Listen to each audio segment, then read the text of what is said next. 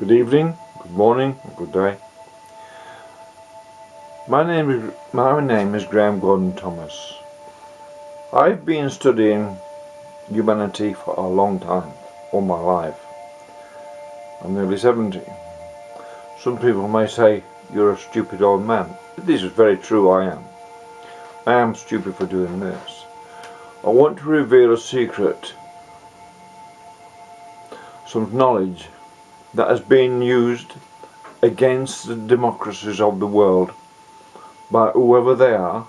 Let's remain nameless because it's irrelevant. Is what is about to be revealed, if you will be patient with me, may help understand or gain some understanding and insight to what actually is going on with this thing called political correctness. Political correctness is a program. Humans can be programmed. Political correctness is a program that began in the 1970s, and it started with women's liberation. I'm totally for the freedom and absolute freedom of women. But it started then, and it's slowly using different emotional attachments to certain ideas of equality, which have nothing to do with equality. All humans are naturally equal in their aspirations to be free. Although they are all equal in their aspirations to be free, political correctness is basically a prison camp earth, because it's taking away the freedom of people to question. The most important human right of all is to be able to question authority. What is authority? Authority is the knowledge.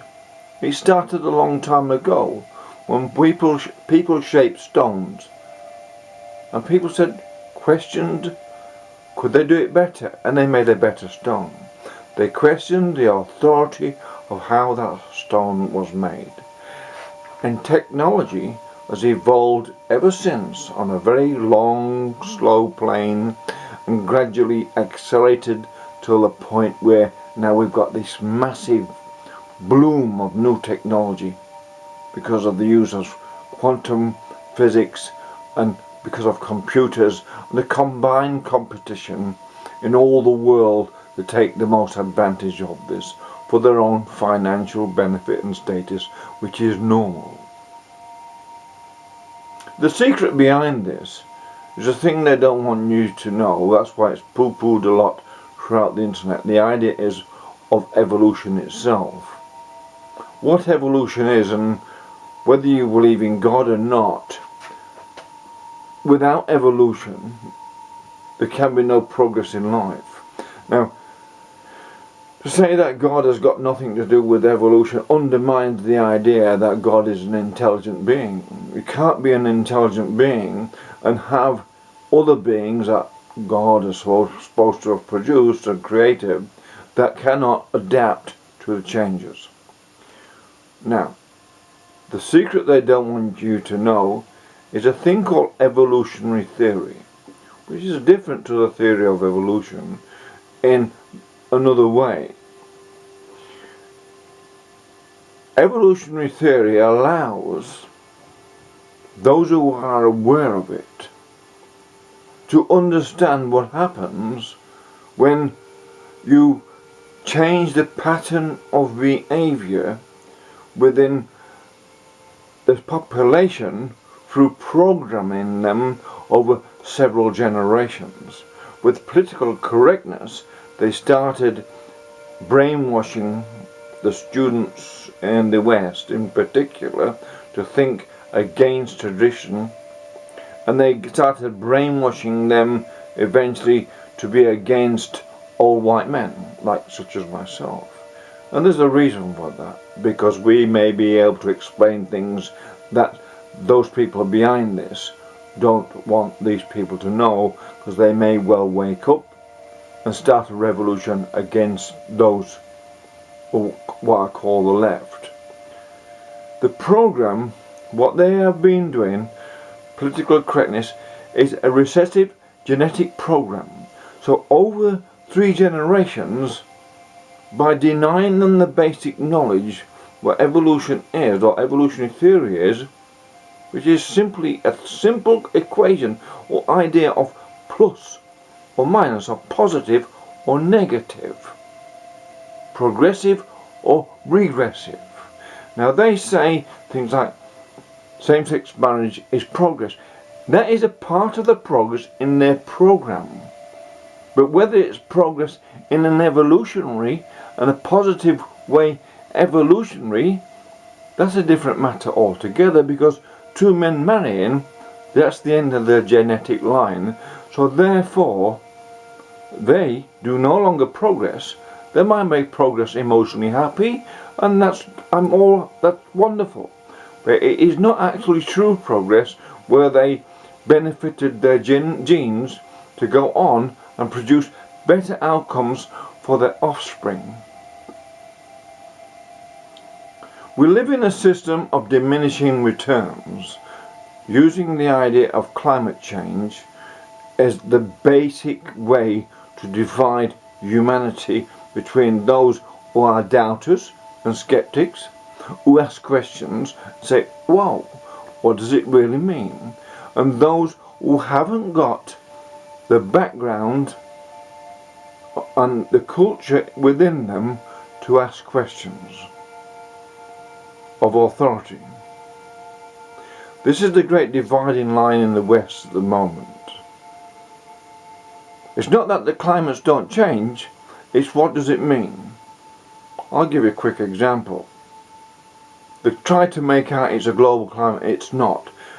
The thing is though, if it is changing, and I live in Australia, what we're doing in Australia is impoverishing people by putting up the price of electricity enormously, so many people now, especially old people, can't afford as much, can't afford air conditioning, can't afford the food they need, they get ill and they die earlier. It's a recessive system, in other words.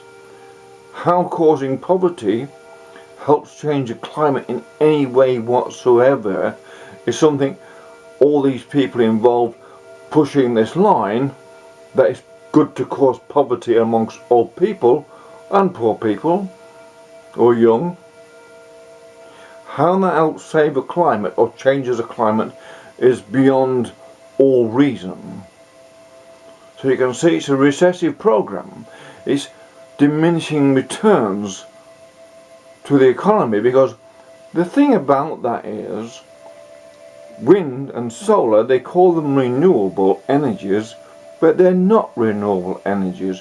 You cannot renew the amount of energy that you need to replace it with. What is need to borrow, you have to borrow all that currency to pay for the shortfall of energy these systems make. It's like having a short circuit, intermittent short circuit in your car. Eventually your car won't go. You may be able to, it'll go slower and slower and slower because there'll be less power going into the system. Eventually your car will come to a stop. You won't be able to run your lights in your car. It will come to a stop, and then you have to charge your battery up again, in the way you'll go again. But you will not get a constant run in your car. That's what wind and solar does. Because they've failed to give children the basic cognitive potential to increase their neurological ability to perceive concepts, through failing to teach them simple mental arithmetic at an early age, young people, many of them, are at a disadvantage because they cannot tell when politicians say something to them, whether it's positive towards their future consequences or negative. Saying we have to all make sacrifices for climate change, when those saying it are getting rich out of it and the rest of the people are getting poor out of it. They didn't say it at the beginning of that there's going to be poverty caused by this policy towards stopping climate change. They didn't say that. They just said, do you want something to be done about climate change? And gullible people just said yes. But surely it goes against all belief in God or science or whatever to say you can stop a climate change by creating poverty. Evolution works in two ways. The movement through through sequential generations is two ways. You weaken the will to survive, which is what political correctness does, or you strengthen the will to survive, which free will and free choice and free questioning of authority does. There's whatever authority is there, in a democracy there is, in reality, no authority other than the law you break when you're driving in a car, or rob or steal or murder someone. There's that authority.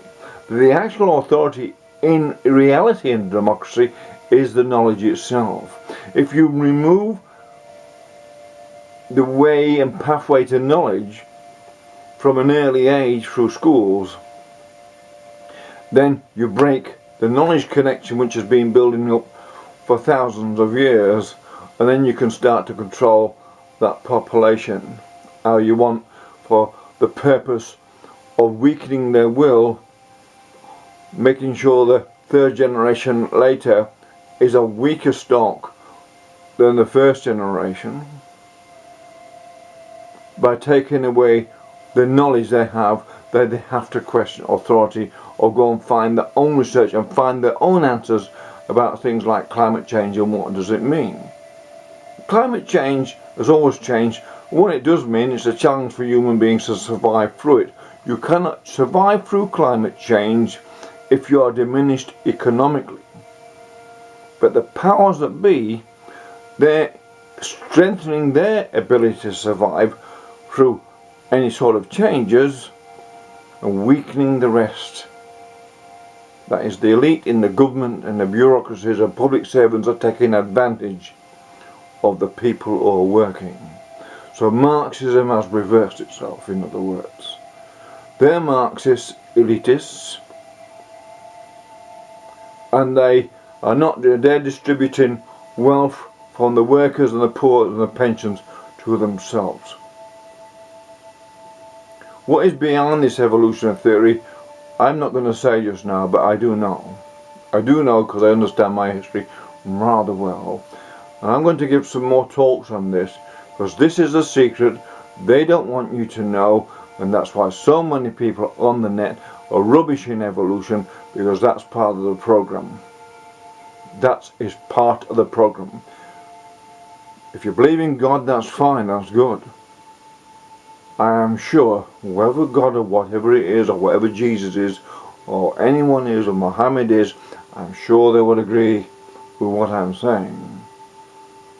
You can't remove wisdom from people and then say you are acting on behalf of them in any good cause.